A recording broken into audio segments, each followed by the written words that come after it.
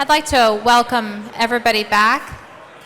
We're going to get started with our program. First, we'd like to show a video spotlighting the last 10 years for TAG. So while you enjoy your lunch, please direct your eyes to the screens, and then we'll get started with our program.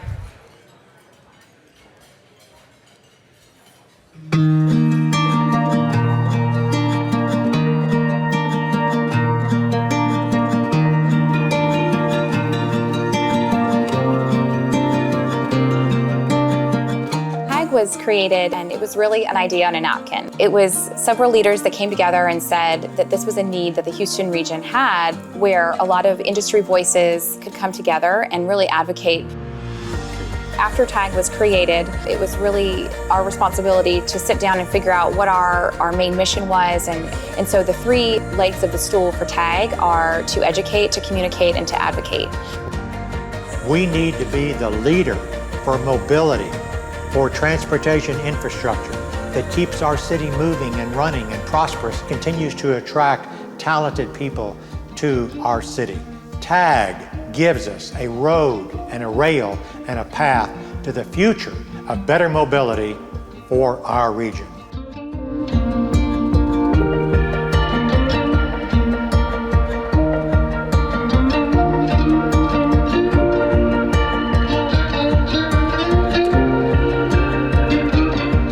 Motion Map has come a long way.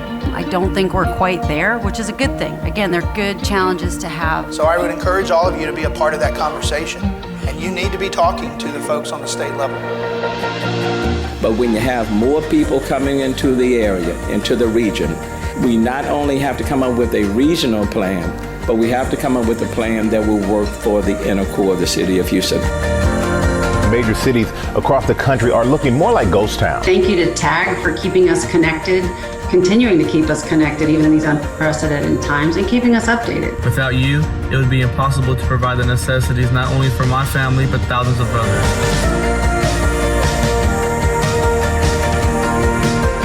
Thank you again for the welcoming and for the opportunity to be here with TAG. We certainly appreciate all that you all do. The purpose of TAG was to bring more resources and transportation in this region. How all those things come together is how we improve the quality of life.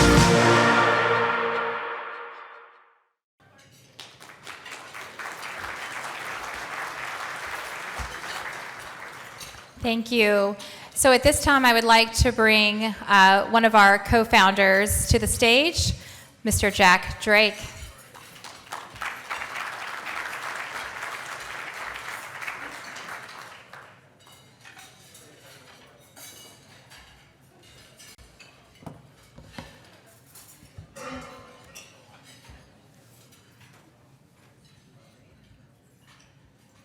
This is a bigger crowd than first assembled. Good afternoon. Dateline, April 2010, 2 years before TAG's incorporation.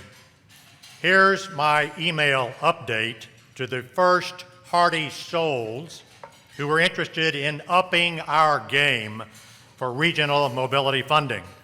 Quote, 7 concerned citizens have created a core group to explore how to build momentum for our initiative. Many others are inquiring about our initiative, including the Texas Council of Engineering Companies. We've raised no funds and have no staff, end quote. An inauspicious start for sure. Weeks earlier, A.J. Wadaki, where are you, sir? A.J. Wadaki, who is not known for being timid, had boldly challenged the status quo and gave voice and impetus to our start. Soon an idea was hatched. Yes, it was at lunch, written on the back of a napkin, a big cloth napkin, for which the restaurant charged us. Wayne Klotz, Gary Treach, Gary Montgomery, and I Hey, we were celebrating Klotz and Treach's 75th birthdays. We were feeling feisty, no pain. So these two public and two private sector guys believed that our region could be more aggressively advocating mobility improvements and funding. And Gary Treach said, "This doesn't seem so hard, does it? So let's get started." And soon we found we were not alone. J.R. Redding gave us a place to gather. Kay Lentz gave us needed counsel on marketing. Jim Fredericks, hi Jim, right down here in the front row, a Montgomery County newspaperman and gifted Politico, was our administrator. Lawyer with a heart, Neil Thomas, drew our creation documents, and today will give the oath to our board. Billy Cook, hi Billy, you ought to stand, man, was first chairman. With Jeff Collins, Ravi Yanamandala, and Greg Reyes around that early table.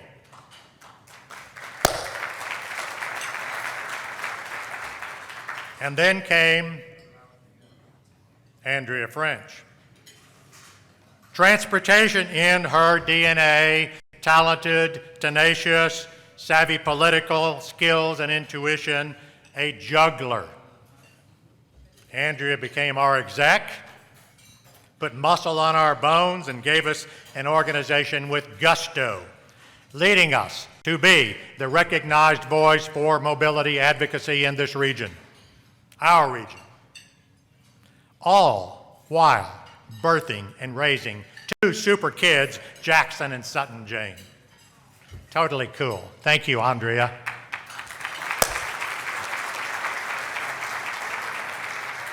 And then you, TAG members, joined the cause and created the platform for our advocacy. Thank you for all your support, your confidence, your trust, and your work toward a better region. Now you may ask, are the original four instigators here today? The answer is, two are Wayne Klotz and me. Now Wayne now is rising from his chair to take our hearty, rousing applause.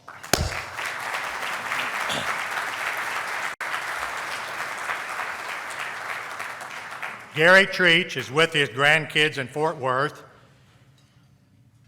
and I regret to share that founder Gary Montgomery has gone on to a higher calling. It's a shame he cannot be here for this occasion, but don't be sad. That higher calling is in the mountains of Angel Fire, New Mexico with his grandkids. So you call him on the cell phone this afternoon and check and see, how you doing, Gary? He'll be back next week, and given his advanced age and that memory thing you know that we all have, he'll probably show up here for lunch next Tuesday. And so, here we are, my TAG friends, on 2/22/22, which adds to 10, and that's just the way we planned it. Yup, to be here 10 years later with a group of friends who are the best partners and mobility advocates anyone could imagine. Your partnership and your friendship over this decade of TAG are deeply appreciated. That's all from me, except the opportunity to bring up our next presenter. I spoke of a lawyer with heart, a servant's heart.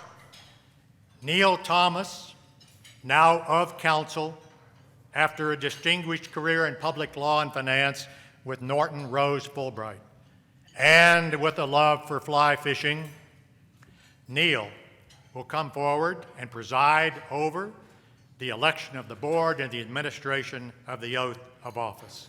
It's so good to see you all. Thank you for being here today.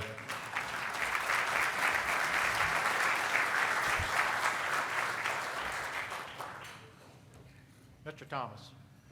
Thanks, Jack. Yes, sir. You know, one of the things that TAG taught me was that it's not the worst thing in the world to be in a room full of engineers and be a lawyer. Not the worst, except that you're going to get asked to do something. And so when we were asked to help create TAG, and it was an exciting honor for us to do, and it's something that we're very proud of. I will tell you that we did it pro bono, and I mention that because, you know, there is nothing more important to a lawyer than something they do pro bono. It's just a given. It's just not something we love to do. But I'd like to start by presenting your new board of directors. So as your name is called, you will come forward, then we'll do the oath after we see whether or not this room will vote for you or not. The chair, Mustafa Tamiz. Vice Chair, Jim Russ. Mustafa, by the way, is with Outreach Strategies. Jim is with EHRA. The treasurer, Michael Pearson, with Unity Bank. Greg Reyes with Raytech Construction Services. Dr. Carol Lewis, Texas Southern University. Delia Mizwa, Uptown Houston. Raj Basavaraju with Transcend Engineers. Jack Drake for LAN. You don't get to sit down all day, Jack. Veronica Chapa-Gorchinsky, East End District. Darren Willer, DCCM. Did I miss anybody? Okay. At this point, is there a motion to approve the slate of nominees? Second? I'll second. Somebody will second. All in favor, say aye. Aye. All opposed? Very close. It seems the ayes have it. I would ask the newly nominated and elected directors to join me for the oath of office. If you would please raise your right hand, repeat after me, insert your own name. I, insert your name, recognize the honor and accept the responsibility of service to TAG.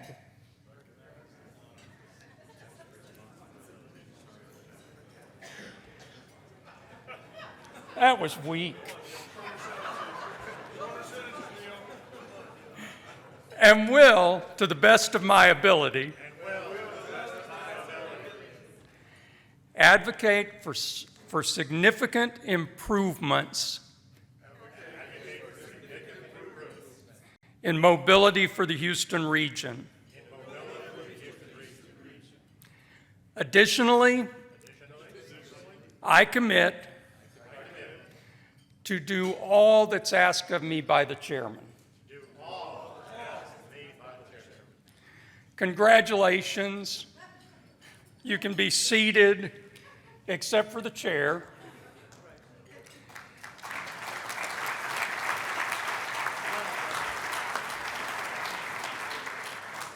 The chair asks that the new directors stay afterwards so they can help clean the dishes. I now have the pleasure to introduce to you your new chair, who is also your old chair. I think this is his second term as chair, Mustafa Tamiz. I know you all know that Mustafa is shy and retiring, has very few opinions of his own, and dislikes appearing in public. So if you would please give him a particularly warm welcome so he'll feel comfortable. Thank you very much.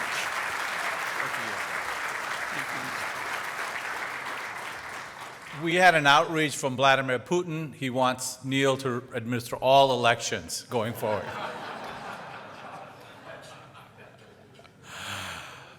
It is so good to see everyone. Coming through the pandemic, all of us have started to cherish opportunities to be with each other. And TAG is an extended family.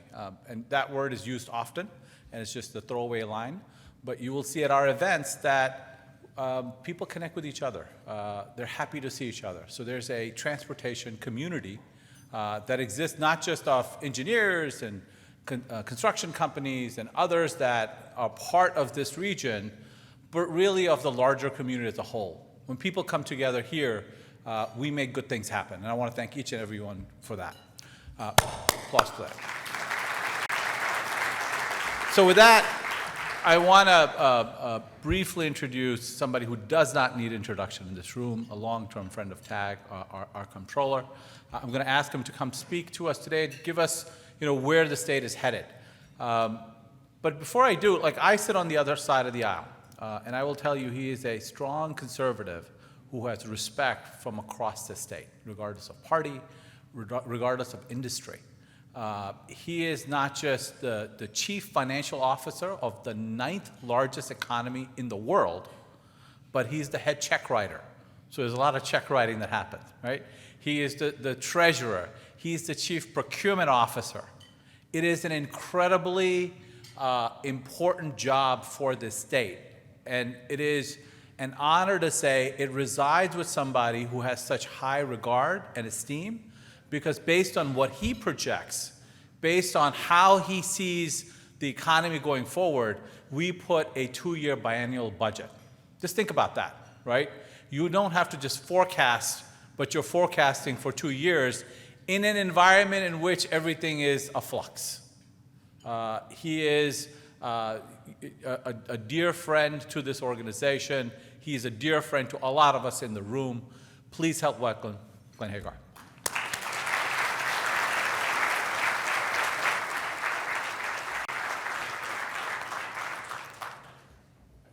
Thank you, Mr. President. Thank you, Mustafa. I appreciate that very kind introduction.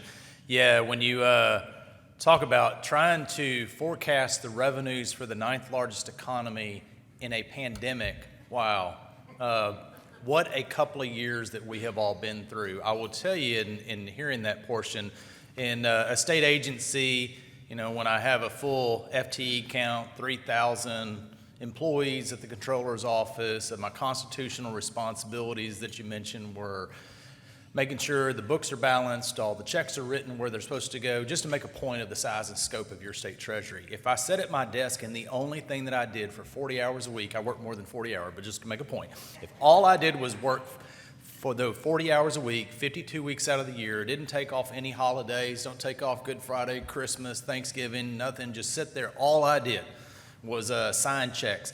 I would have to sign roughly 114 payments every 60 seconds just to issue everything out of the Treasury. The state of Texas as a state is a massive organization. I don't know about you, but every morning when I wake up, I get to thank God that I call Texas home, that my family moved just not too far up the road, a little town called Hockley, Texas. Used to be little. It's changing a little bit here in the last few months. The growth of Houston is moving towards us, being able to raise. My wife and I, Dara and I, have 3 young kids. Talking about 3 young kids. About a year and a half ago, as I was giving a speech, somebody read the bio and they said, Dara, Glenn, they're 3 young kids. They emphasized 3 young kids. And I went, wait, 3? Hell, I got teenagers. What? So I changed my bio because the point is, whether you hear anything else of what I said today, keep me in your prayers because I have 3 teenagers. Last weekend, we were at a swim meet. My oldest daughter's a swimmer. And somebody had texted me, good luck for your daughter. And I said, as I have sat here for hour after hour after hour, it has reminded me I love my kids so much. I told a group the other day when I was holding my oldest daughter, true story, and those of you that have kids, you hold the first child and you look at them and you go, they're just such an angel. And then they become a teenager. They look at you with these oddity, you just ask, how was your day? And they roll their eyes, they huff and they puff. And that's when I go, they're possessed by a demon. And then eventually I hear at 20-something, they become back around to you. Now, actually, my kids know it. They know I talk about them. In fact, we are very blessed. We have good kids so far. So, but back to the state. Not just running the state treasury, but also the tax collection. And I can't help myself. Every time I say I'm the tax collector, I do look at those exits very clearly because nobody likes to pay taxes. And my grandfather, little town of Waller, Texas, was a Baptist preacher out there, Lowell Thompson. And I remember his sermons about how they stoned the tax collectors. So every time I say tax collector, I do look, and thank you, Mr. President, for not emphasizing tax collector too much to this group. But in the last 2 years, kind of going back, what is coming into the state treasury? I remember I was at my house because we were teleworking. My deputy, my number 2, she had texted me and said, I'm not going to say anything during this call. And the point that she was leaving off of that message was we were on a call with the other 49 treasurers around the nation. And if you go back 2 years ago, plus another month or so, we were on the back end of March of 2 years ago. And to hear the panic and the concern in people's voices was pretty immense. And the words that she left off was that I'm not saying anything because we're in a lot better shape than what these other states are. Go back 2 years ago, Texas, we roughly had created 2 million jobs in the prior 10 years, which is 25% of all the job creation of the entire nation. You all know your professions and jobs every morning when you wake up, there's roughly another 1,000 people that call Texas home every single day. People move to this state because they want an economic opportunity, and so to keep that economic opportunity going, this organization and many others realize that we have to keep our infrastructure functioning so we can have a strong economic environment in Texas. So go back to those 2 years ago. I remember so many of the speeches, as you mentioned, were virtual. We didn't hardly have any meetings in person. It is great to actually see a room full of people.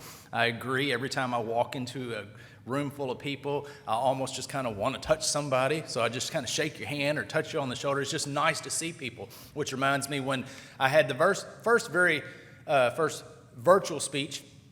Like so many of you, I decided, well, you can only see from here up, so I'm going to wear my tennis shoes and shorts, and, I'll put a jacket on. I was walking through the house. My youngest daughter, Julia, one of my twins, my 13-year-old, almost 14-year-old, my daughter, I had my jacket in my hand. I was kind of hustling off to the office to make sure I could sign on, to make sure I give my speech, and Julia, I love my kids again. Did I say that? She looked at me and she said, you look so stupid.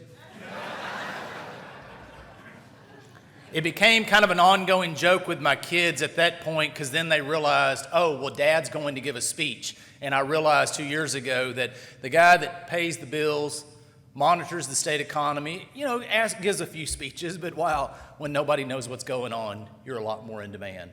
One of the things that I kept saying in the very beginning of the pandemic, because no one knew what was the trajectory of the state economy. We knew where we had been, that it was a strong economy leading into those days, but we didn't know what the trajectory was. And we were trying to look at all these different data points, different things that we could get our hands on real time to see what do we think is that trajectory. I had legislators calling me constantly wondering, what is the deficit? What is the hole going to be? And we just didn't have good information at the time. And so, I made the point, we entered into it in a strong footing. You wanted to make that point. Texas is going to be okay. So with that being said, I need a couple more months of data. That was a phrase that I said over and over and over. And I caught myself because I started saying it again in March. And then by October, I was giving a speech, virtual, usually 2 or 3 a day. And I caught when I said, we need a couple more months of data. And I thought, wait, I've been saying that 6 months and somebody's about to call me out on this. Well, the point was we had a better idea what the direction of the economy was, but I use the point sometimes of it's kind of like a cone of certainty that we all in this area become very familiar with a hurricane. The hurricane enters the Gulf of Mexico. You have a certainty that it's going to be somewhere between the edge of Texas on the south side and somewhere maybe over around Biloxi, Mississippi. And the cone gets narrower and narrower. And today, we have a narrower idea that the state economy right now is as strong as we have ever seen it. Let me tell you, of the state budget, $126 billion of your state budget, 1/3, as most of you all know, is your federal money. 2/3 is your state money. Of the 2/3 that is your state money, obviously tax collection is the biggest piece of tax collection. 60% of all the taxes that I collect, of 1,000 streams of revenue that come into your state treasury, are sales tax. And then you add another 6 to 7% on top of that, which is automobile sales and rental taxes. So 2/3 of all the streams of revenue that come into your state treasury are in that area of sales tax. And so the point is, I talk a little bit more about that than the other areas. All stream is important. Every piece of the ingredient of the pie makes that pie. However, that is the piece that's so important. So if we would go back to October, fast forward, when I caught myself a couple more months of data, we realized pretty early on that people were still purchasing. Businesses were finding ways to try to deal with the very real issues that they had, keep their employees engaged, keep them involved, inflationary pressures, supply chain issues. The fact is, people were finding solutions to keep the economy moving, and people wanted to still do business in Texas. Once we got into a legislative session, we gave the legislature a fairly optimistic revenue estimate, and then fast forward past, unfortunately, the winter storm. We got past that, and come April of last year, almost 1 year ago, prior to the pandemic, I had 3 months in Texas history that I was right at $3 billion in a single month of collections. $3 billion. Only 3 times in Texas history prior to that. April of last year, we were over $3 billion. May, June, July, August, September, October, November, December. We get into this year, January. Oh, by the way, when I say January, I don't know what you people did in December for Christmas shopping, but I need you to do it again. Wow. We went through the last 10 months. My average sales tax collection in the last 10 months has averaged $3.4 billion. And as I said again, I only had 3 that were right at $3 billion pre-pandemic. The economy in Texas is remarkable. When I gave the legislature a revised revenue estimate, Carol, I was waiting for you and your colleagues to leave Austin before I gave them a revised estimate. If you don't know, they were in a few special sessions for a while. They were dealing with some federal funding and some other issues, but I didn't really want to confuse the situation, because if I gave a new revenue estimate, it was going to have quite a bit more money, and some were like, we have to spend it, we have to do this. And the fact is, the budget was set. They were only dealing with federal money. So I would wait. I remember when I always send a letter out, a press release out. The letter is addressed to leadership, Carol and her colleagues. And I told my team, I said, whoa. This letter that we're about to attach to this revenue estimate, have I seen this? And they go, yeah, you have. It was 2 months ago. Well, the point is, we had been holding it for a couple of months because we were wanting them to get out of town, and they wouldn't leave out of town. So finally they left town. I could provide a new estimate. So as it looks, and we will actually provide an update, because the last several months have been even more astonishing. 4 months ago, I finally hit the $3.4 billion. The month after that was $3.56 billion. The month after that was another $3.56 billion. And what I said, what y'all did in December in my January collections, we collected almost $3.9 billion in sales tax collections. Just astonishing. Now, I remind everybody, when I talk about the good times, the fact is, there's a lot of smart people out there that always try to forecast what is the reason that we're going to have a downturn in the economy. What is the date that we're going to have a downturn in the economy? And the fact is, nobody knows. But what we do know is there will be something. I remind people all the time that Texas, as an economy, is 19% of all the product that exports out of the United States comes out of this state. That is bigger than the state of California and the state of Washington combined, and they're number 2 and number 3. And the only reason I make that point is this economy is very tied to the global economy. And so something that happens in the global economy can have an impact on our state. And so we don't know when that day will come. We don't know what the trajectory is. But what I can tell you right now, the state economy has never been in a stronger position. We actually, looking at the state revenues, we start looking at our next fiscal year's forecast. Our new fiscal year, as all of y'all know, for the state is September 1. So here my staff is gathering data. We get very intently working here in another month and a half, 2 months, trying to narrow down what do we think those expenses are going to be. And just to make a point to some folks, in September, October, and November, the first 3 months of my calendar year, I will send the school districts 50% of their money. The state made a decision 4 decades ago that instead of having school districts that don't have what? Their property taxes till January, have a cash flow issue, the state will upload our state share to them, so therefore they don't have a cash shortfall issue. Instead, the state will. So 2 years ago, prior to the federal money coming to the state, prior to the economy rebounding so much here in the state, I had to go out and borrow just a small amount of money. The first week of December is usually my deepest dive, that I don't have enough money to match up with the expenses that I have. And let's say 2 years ago, this December, it was only a shortfall of about $15.3 billion. So if any of you want to write a check to help me out next time, just go ahead and do that. So we use some of our state savings account, we use some other state funds, and then we go out and borrow a little over $7 billion. That is always a difficult meeting to try to schedule at the end of June and beginning of July with leadership, the governor, lieutenant governor, and speaker. Trying to get everybody in their vacation times is really miserable. So about a month ago, I told my team, I said, hey, before my assistant starts trying to schedule that, I have an assumption that we don't need to have that meeting. And one of my staff said, no, we'd like to put it on the books. And I said, well, before we do that, let's make sure that Glenn is correct.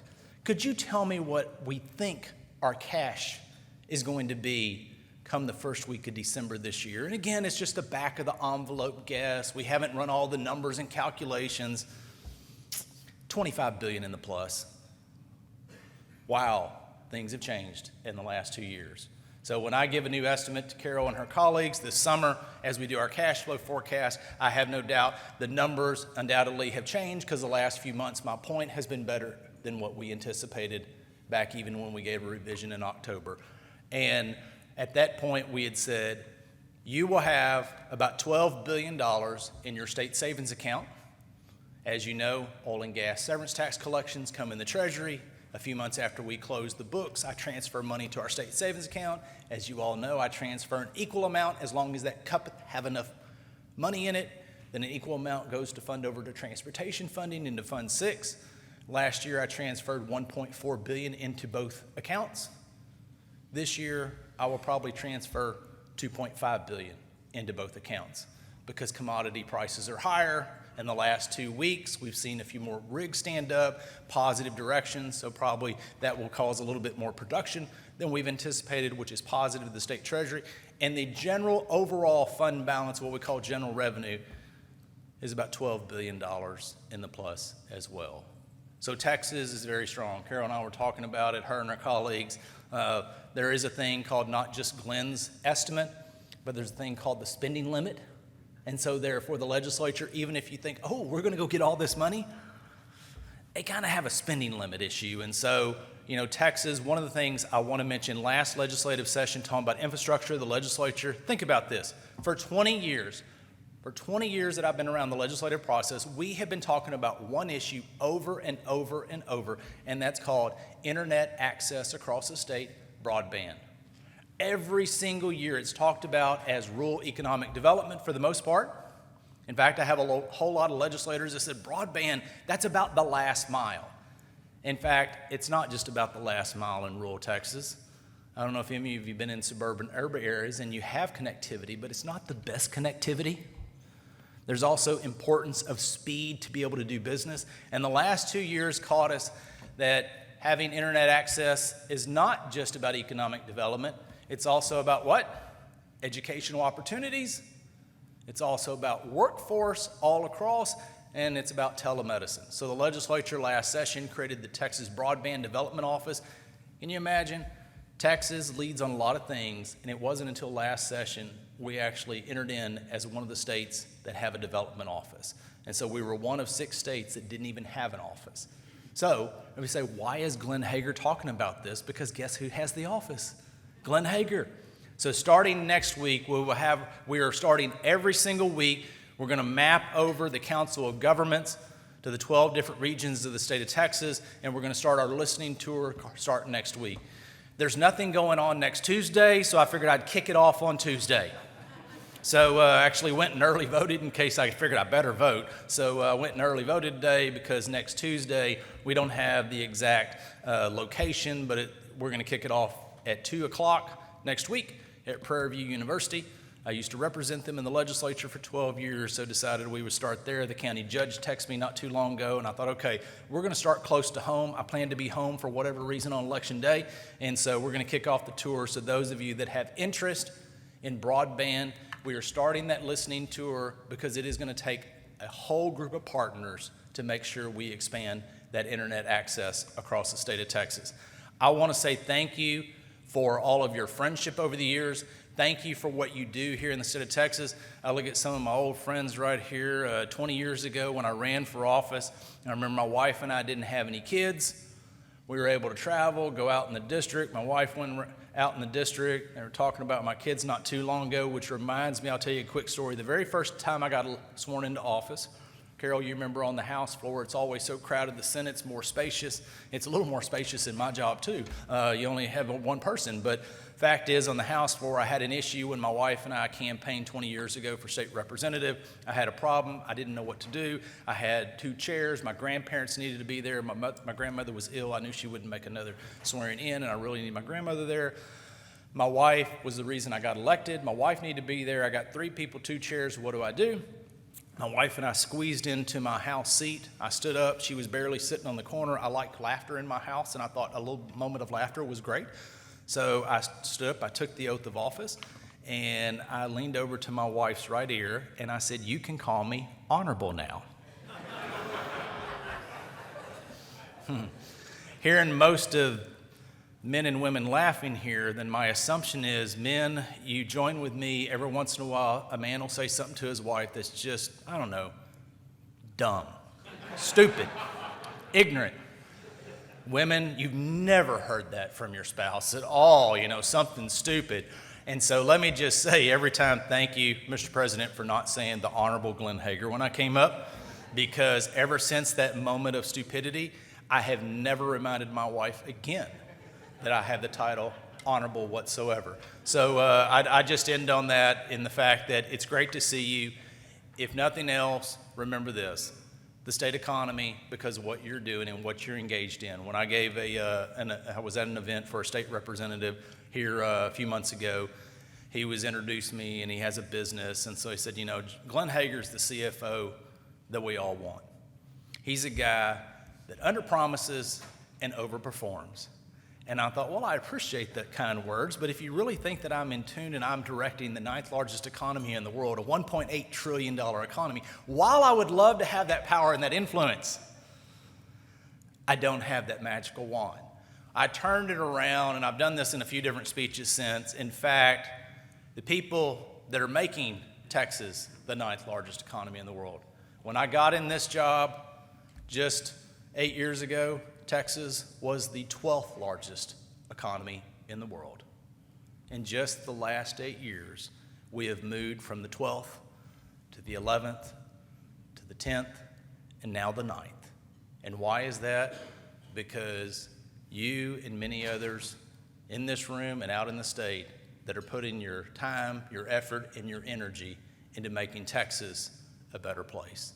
And because of what you do, makes me immensely proud every single morning when I wake up and I get to thank God that Darren and Glenn are raising their 3 kids, teenagers that is, here in the state of Texas. So thank you for your friendship, thank you for your advocacy, and we will continue to work together because any state in any nation, any government is only as strong as the infrastructure that we have to keep our economy running. So thank you for what you're doing, and God bless you, and God bless Texas. Thank you.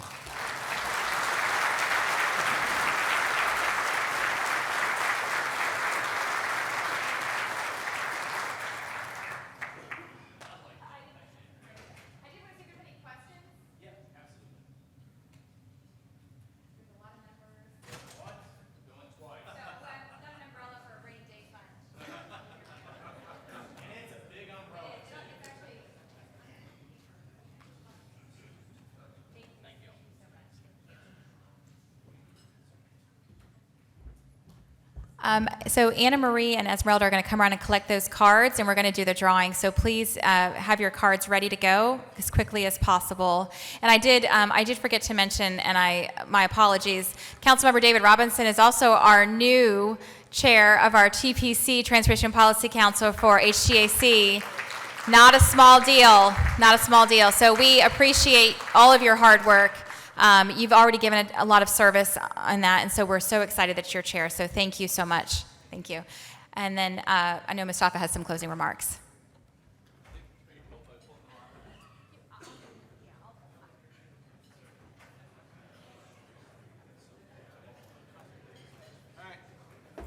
Okay, as we start to close our program, are we announcing the lottery today? We're going to collect.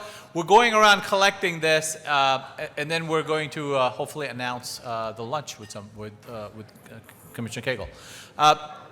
The reason why we wanted to have our comptroller here today, as the beginning of the year, as close to as we can get to, is because he nailed on something that's really important. The state is headed in a place where we're going to have a substantial surplus, and he asked the question. Lots of people will try to predict when is the next recession. How do we plan ahead? How do we prevent it from happening?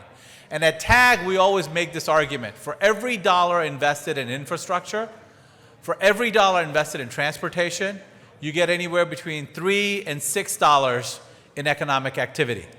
So for each of us sitting around these tables, it's important for us to advocate for those infrastructure dollars, for those transportation dollars.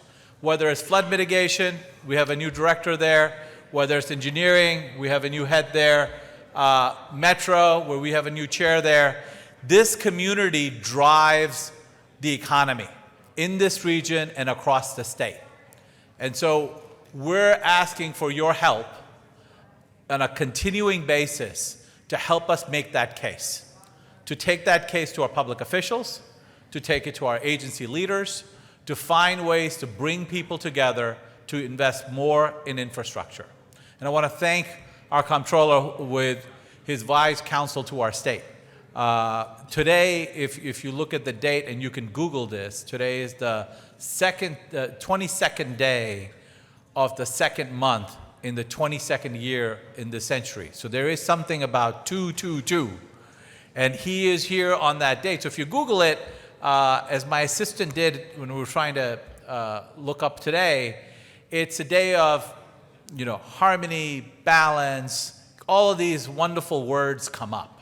And so there is no accident that we had our controller here today to lead the way. So thank you, Glenn. Andrew's gonna have, she's shuffling. Very hard to shuffle, actually. That one there. You're going to take that one out? No. Okay. What do you got? Okay, I got to close my eyes because I feel like that's, yeah. Clearly this was not rehearsed, y'all, so.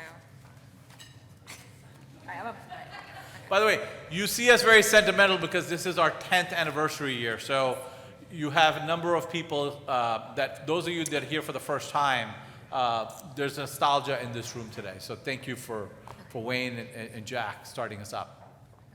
Go ahead, you're I read it. Okay, so for the lunch with Commissioner Cagle, Bobby Adams. Where's Bobby? Yeah. All right. Wait a second. Let me see if you filled out your card correctly. Hold on. Okay, you did. Okay. All right. So this is for the lunch. This is like. All right. Ooh, Frank Olszewski with Freese and Nichols. Is he still here? Yeah. Okay. You have to be present to win. And you did fill out your card correctly, so very good. So make sure it's only your office team, though. People can't pretend to work for you to have lunch, okay? All right. Thank you, everybody, so very much. What's our insurance policy? Can I throw this? Insurance. So, do not throw the Frisbees, but take them with you, please. Thank you, everybody. Have a wonderful day.